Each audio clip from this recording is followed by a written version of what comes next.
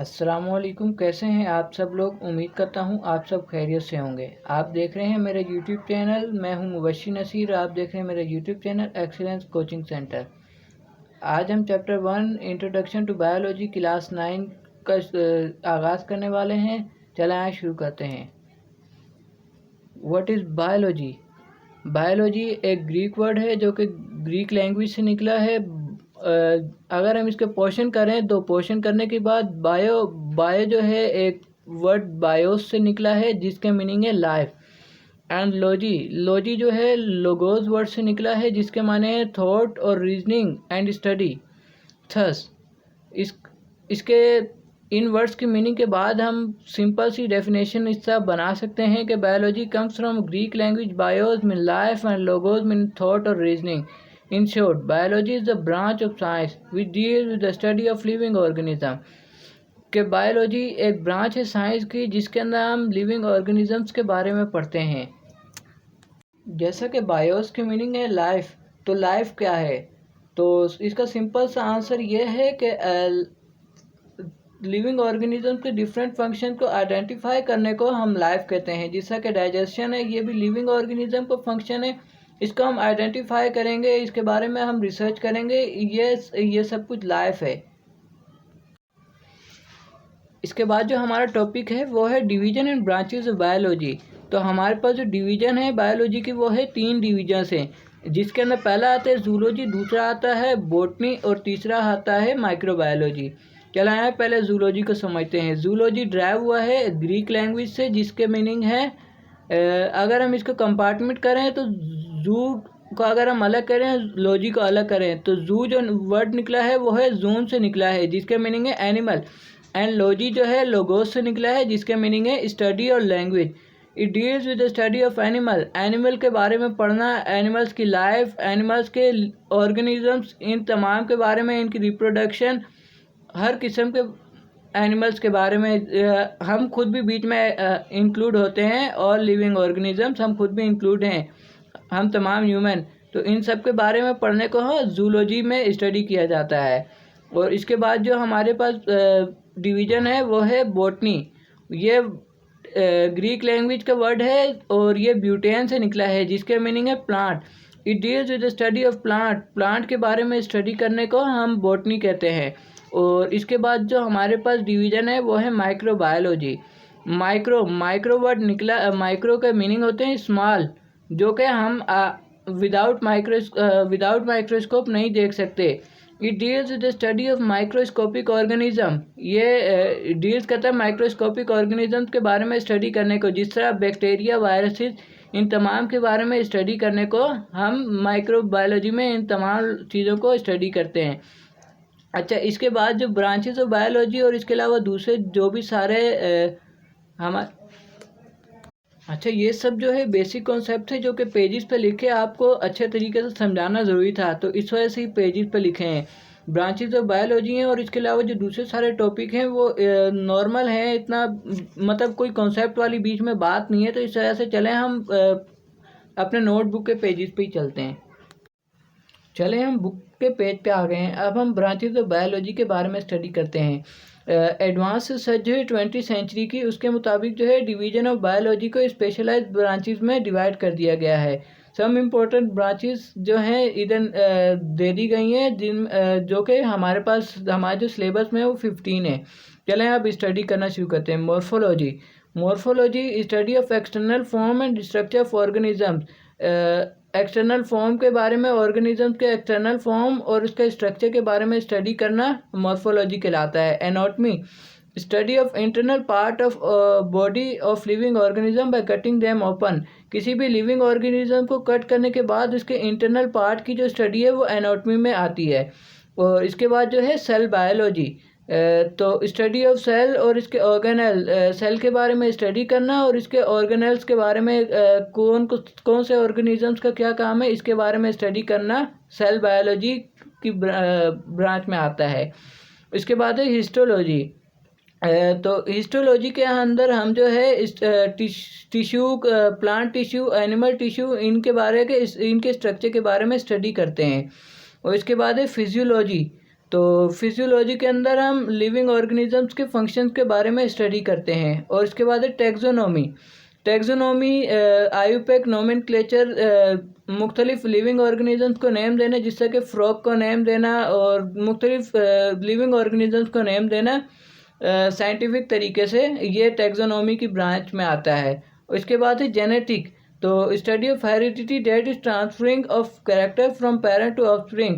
Parent से offspring के अंदर जो जेनेटिक्स हेरिडिटी मटेरियल्स जो ट्रांसफ़र होते हैं पेरेंट से ऑफस्प्रिंग के अंदर, इनके बारे में स्टडी करने को हम जेनेटिक्स कहते हैं।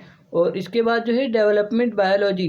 Development biology study of formation development of embryo की स्टडी और इंफॉर्मेशन डेवलपमेंट, इसके बारे में जो स्टडी है उसको डेवलपमेंटल बायोलॉजी कहते हैं। इसके बाद है environmental biology. Study of relationship between living organism and non living factor of environment and the effect on each other. तो रिलेशनशिप लिविंग ऑर्गेनिजम्स का और non living factor of environment, माहौल के जो नॉन लिविंग फैक्टर हैं इनके और living organisms के रिलेशन और इनका इफेक्ट जो है एक दूसरे के ऊपर, इसकी जो स्टडी है उसको इन्वायरमेंटल बायोलॉजी कहते हैं। इसके बाद है पैलेंटोलॉजी। पैलेंटो वर्ड निकला है एंशियंट से। तो जो हमारे पास जो लिविंग ऑर्गेनिज्म जो कि गुजर गए हैं, जिस तरह के डायनासोर है और इस तरह और भी काफ़ी सारे लिविंग ऑर्गेनिज्म है जो कि इस वक्त दुनिया में मौजूद नहीं है, तो उनके बारे में पढ़ने को, उनकी फॉसिल से उनके फॉसिल से उनके बारे में स्टडी करने को पैलेंटोलॉजी कहते हैं। इसके बाद है बायोटेक्नोलॉजी।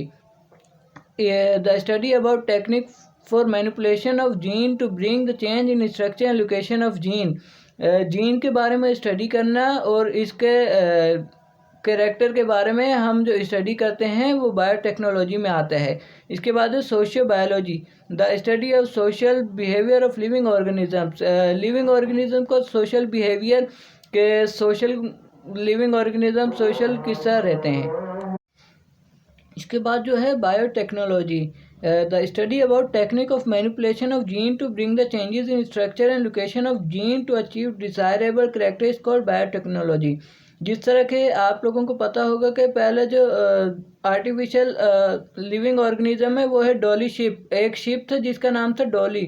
तो इस तरह के उसके अंदर हमने चेंजेस वगैरह करके हमने उसको डेवलप किया है, तो इसकी जो स्टडी है उसको हम बायोटेक्नोलॉजी कहते हैं। और इसके बाद जो है socio biology. The study of society behaviour of living organism interaction between them. Study of social behaviour living organism को सोशल बिहेवियर के बारे में पढ़ना और इनका आपस में कैसा इंटरेक्शन है, इसके बारे में स्टडी करने को हम सोशल बायोलॉजी कहते हैं। इसके बाद है पैरासाइटोलॉजी। तो इसके नाम जो है पैरासाइट्स के बारे में स्टडी करते हैं, जितने भी पैरासाइट्स हैं। अच्छा, इसके बाद जो है pharmacology. The study about action of drug.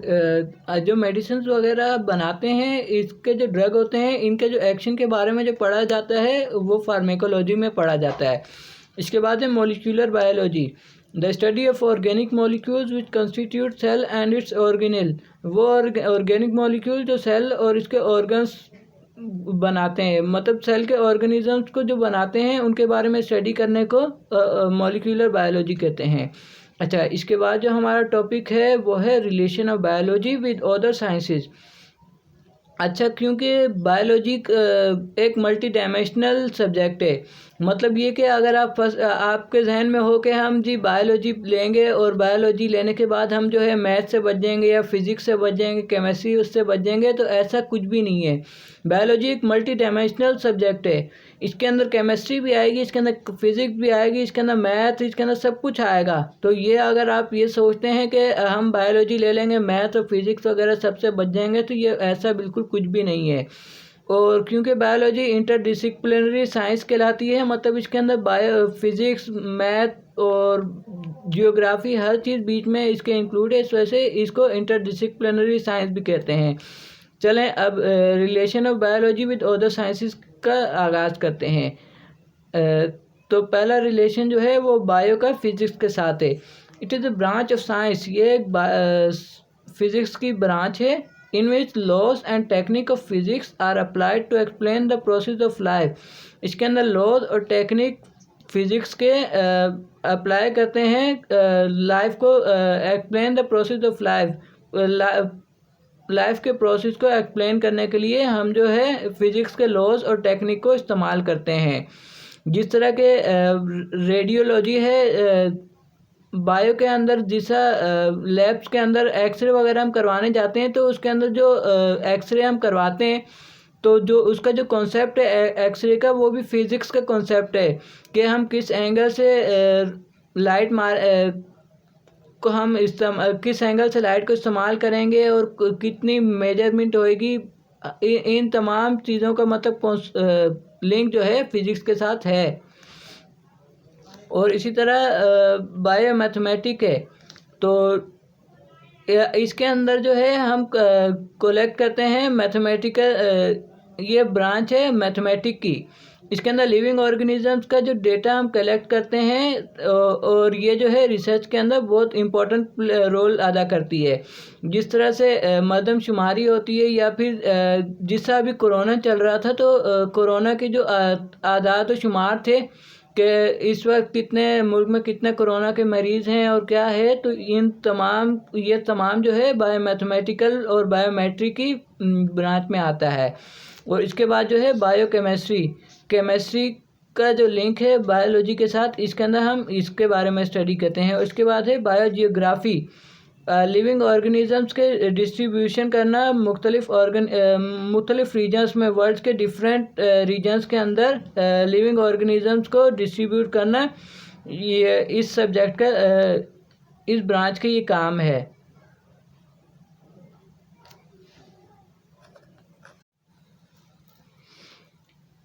अच्छा, अब नेक्स्ट टॉपिक पे जाने से पहले मेरी आप लोगों से गुजारिश है कि मेरे चैनल को सब्सक्राइब करें और मेरी वीडियोस को लाइक करें और कमेंट भी ज़रूर करें कि आपको मेरी वीडियोस कैसी लगें। और अगर आप जो एक मेरे चैनल को सब्सक्राइब करेंगे वो मेरे लिए एक मोटिवेशन का काम करेगा। चलें अब अपना अगला जो टॉपिक है उसको शुरू करते हैं। हमारा जो अगला टॉपिक है वो है द लेवल ऑफ ऑर्गेनाइजेशन। तो हमारे जो सबसे पहले जो लेवल है जो शुरू होता है वो होता है एटम से। और जैसे कि हमारे को पता है कि all the matter is made of element, तमाम मैटर जो है एलिमेंट से बने हैं, which is composed of atom, जो कि कंपोज करते हैं एटम से। और जो एक एटम है वो बना है सब एटॉमिक पार्टिकल से। और सब एटॉमिक पार्टिकल्स में क्या क्या आता है, जिससे कि इलेक्ट्रॉन, प्रोटॉन, न्यूट्रॉन, ये तमाम चीज़ें मिलके एक एटम बनाएंगी। और एक एटम जो है वो एटम मिलके एक एलिमेंट बनाएंगे। और जो एलिमेंट होएगा उन एलिमेंट के मिलने से एक मैटर बनता है। और एटम, जब काफ़ी सारे एटम मिल जाएंगे तो मॉलिक्यूल बन जाएगा। और मॉलिक्यूल जो है मॉलिक्यूल ये जो है बाइंडिंग फॉर्म होती है एटम की। जब एटम जो है बाइंड कर जाएंगे आपस में तो वो मॉलिक्यूल्स की शक्ल इख्तियार कर लेंगे। और इसके बाद जो है मैक्रो मॉलिक्यूल, इसके बाद मैक्रो मॉलिक्यूल हैं। और मैक्रो मॉलिक्यूल जब काफ़ी सारे मॉलिक्यूल आपस में मिल जाएंगे तो वो सेल बनाएंगे। और जो सेल हैं, काफ़ी सारे सेल मिलके एक टिश्यू बनाएंगे। और मुख्तलिफ टिश्यूज़ मिलके एक ऑर्गन बनाएंगे। जिस तरह से मुख्तलिफ टिश्यूज़ हैं, सारे टिश्यूज़ मिलके फिर एक ऑर्गन बनाएंगे। और जब मुख्तलिफ ऑर्गन मिल जाएंगे तो वो एक ऑर्गन सिस्टम बनाएंगे। जिस तरह से टिश्यूज़ ने एक ऑर्गन बनाया वो एक लंग है। और जब दो लंग्स बन जाएंगे तो वो एक ऑर्गन सिस्टम बन जाएगा, ये रिस्पायरेटरी सिस्टम बन गया। और ये ऑर्गन सिस्टम जो है ये ऑर्गेनिजम्स बनाएंगे। मुख्तलिफ ऑर्गेनिजम्स के मुख्तलिफ ऑर्गेनिजम्स के अंदर जब फिक्स हो जाएंगे तो ये एक ऑर्गेनिज्म बना लेंगे। और जब मुख्तलिफ ऑर्गेनिज्म मिल जाएंगे तो वो एक पॉपुलेशन बनाएंगे। और जब पॉपुलेशन हो जाएगी तो फिर इसके बाद जो है मुख्तलिफ किस्म की पॉपुलेशन जब आपस में मिलेगी तो कम्युनिटी बन जाएगी। जिस तरह से कम्युनिकेशन एक वर्ड है जिसको हम कहते हैं कि आपस में एक दूसरे के साथ बातचीत करना। तो जब मुख्तलिफ़ किस्म के लिविंग ऑर्गेनिज़म्स आपस में मिलेंगे तो कम्युनिटी बन जाएगी, और जब मुख्तलिफ़ कम्युनिटी आपस में मिल जाएगी तो वो एक इकोसिस्टम बनाएगी। और जो इकोसिस्टम है वो लिविंग ऑर्गेनिज़म्स का जो आपस में ये सारे लिविंग ऑर्गेनिज़म मिलकर रह रहे हैं तो ये इकोसिस्टम बन जाएगा। और जब इकोसिस्टम लिविंग ऑर्गेनिज़म्स क्योंकि रह रहे हैं ना, तो ये जब नॉन लिविंग ऑर्गेनिज्म के साथ जब इनका इंटरेक्शन होगा, जिस तरह के अर्थ हो गया, मून हो गया, इन सब के साथ जब इनका इंटरेक्शन हो जाएगा तो ये बायोस्फीयर बन जाएगा। इसके बाद जो हमारा टॉपिक है वो है यूनिसेलुलर ऑर्गेनाइजेशन। तो ऑल सिंगल सेल ऑर्गेनिजम्स को हम यूनिसेलुलर ऑर्गेनिज्म भी कहते हैं। और ये जो है सिंपल जो है डाइजेस्ट फूड भी डाइजेस्ट करते हैं, एक्सीड भी करते हैं, मूव भी करते हैं। और इनमें जो है bacteria, amoeba, paramecium and Euglena ये जो है कॉमन एग्जाम्पल हैं। और ये जो है यूनिसेलुलर ऑर्गेनिजम्स जब मुख्तलिफ लिविंग ऑर्गेनिज्म आपस में एक साथ मिलके कॉलोनी बनाते हैं तो वो कॉलोनियल ऑर्गेनाइजेशन कहलाती है। जिस तरह से एल्जी है, ग्रीन एल्जी जो है वॉल्वक्स जिसे हम कहते हैं, वो कॉलोनियल फॉर्म में रहती है। और इसके बाद जो है मल्टी सेलुलर ऑर्गेनिज्म, वो ऑर्गेनिज्म जो कि मैनी सेल रखते हैं, बहुत सारे सेल के साथ मिलके जो बने होते हैं वो मल्टी सेलुलर ऑर्गेनिज्म होते हैं। जिस तरह के फ्रॉग है, मस्टर्ड है, और भी मुख्तलिफ ऑर्गेनिजम्स हैं जो कि मल्टी सेलुलर ऑर्गेनाइजेशन के अंदर आते हैं। चलें अब इसके बाद मस्टर्ड प्लांट को स्टडी करते हैं। मस्टर्ड प्लांट अब मस्टर्ड प्लांट शुरू करते हैं। मस्टर्ड प्लांट जो है ब्रासिका कैम्पेट्रिस का कॉमनली नेम है मस्टर्ड प्लांट। और जो लोकली जो आम घरों में हम जो इसका जो इस्तेमाल होता है वो सरसों होता है। ये एक मल्टी सेलुलर ऑर्गेनिज्म है और ये विंटर के अंदर कल्टीवेट होता है। और जो लीव होती हैं इस प्लांट की वो एज ए वेजिटेबल इस्तेमाल होती हैं, जबकि इसका जो सीड है वो ऑयल के लिए इस्तेमाल होता है। जो हम सरसों का तेल इस्तेमाल करते हैं वो इसी के सीड से निकाला जाता है। और इसकी जो लेंथ होती है वो 1 to 1.5 मीटर होती है। और इस प्लांट के जो है 2 पार्ट होते हैं, द वेजिटेटिव पार्ट जो कि हम खाते हैं, और ये वेजिटेटिव पार्ट कंसिस्ट करता है रूट, स्टेम और लीफ पे। रूट, स्टेम और लीफ जो है ये तीनों चीज़ें वेजिटेटिव पार्ट में इंक्लूड होती हैं। और जबकि रिप्रोडक्टिव पार्ट है जो कि कंसिस्ट करता है फ्लावर पे, और रिप्रोडक्टिव पार्ट जो है वो कंसिस्ट करता है फ्लावर पे। और इसका हर एक फ्लावर जो है येलो कलर का होता है, और सीड जो है इसके फ्लावर से ही निकलते हैं। इसके बाद जो हमारा टॉपिक है वो है फ्रॉग। और फ्रॉग का जो साइंटिफिक नेम है वो राना टिग्रीना है। जैसा कि मैंने आपको पहले बताया था कि टैक्सोनॉमी एक ब्रांच है जिसके अंदर हम जो है लिविंग ऑर्गेनिजम्स को साइंटिफिक नेम देते हैं। और किस तरह नेम देते हैं इसके ऊपर हम एक डिटेल वीडियो बाद में मैं बना दूंगा, ताकि आप लोगों को पता लग जाए कि किस तरह टैक्सोनॉमी के ज़रिए हम किस तरह इनको नेम देते हैं। और ये जो है मल्टी सेलुलर एनिमल है, और ये जो है both water as well as on land. ये जो है वाटर और लैंड दोनों पे रहता है। और इसकी बॉडी जो है डिवाइड होती है हेड एंड ट्रंक के, हेड और ट्रंक में इसकी बॉडी डिवाइड होती है। और इसकी कोई भी गर्दन नहीं होती। और इसकी बॉडी जो है मेड करती है ऑर्गन सिस्टम और डिफरेंट ऑर्गन्स के ज़रिए। और इसके अलावा ये जो है ये सारा प्रैक्टिकल है, ये जो आपको स्कूल में टीचर्स आपको खुद करवाएंगे, ये डिफाइन करने वाली इसमें कोई भी बात नहीं। तो बाद जो हमारा टॉपिक है वो है अमेबा। ये एक यूनिसेलुलर ऑर्गेनिज्म है, और ये जो है तालाब वगैरह के अंदर पाया जाता है, या फिर किसी भी खड़े हुए पानी में, स्टैग्नेंट वाटर मतलब जो थमा हुआ पानी है इसके अंदर पाया जाता है। इसका जो साइज़ होता है वो 0.25 मिलीमीटर होता है। और अमेबा जो है इरेगुलर शेप का होता है, मतलब ये किसी भी शेप में कन्वर्ट हो सकता है। मतलब अभी ये इस शेप का है, किसी टाइम ये इस शेप का हो जाएगा, किसी भी टाइम किसी भी शेप का बन सकता है। और ये सेल मेम्ब्रेन इसकी सेल मेम्ब्रेन होती है जो कि हेल्प करती है मॉलिक्यूल के लिए मूवमेंट करने के लिए। और साइटोप्लाज्म के जो है सब प्रोटेक्ट भी इसकी जो है सेल मेम्ब्रेन ही करती है।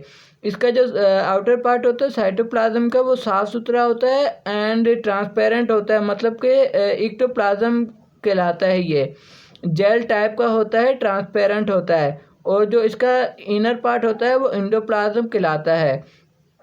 और जो cytoplasm contain nucleus, food vacuole, mitochondria etc.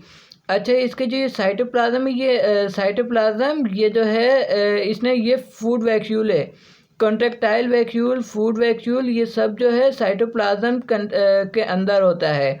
और जो अमेबा जो है मूव करता है वो अपने फास्ट फूड मतलब सीडोपोडिया के जरिए, ये जो किसी भी शेप में ये अपने फूड बना लेता है, ये इसी के ज़रिए मूव करता है। ये जो है मुख्तलिफ शेप जो है ये बना रहा है, ये फॉस सीडोपोडिया कहलाते हैं।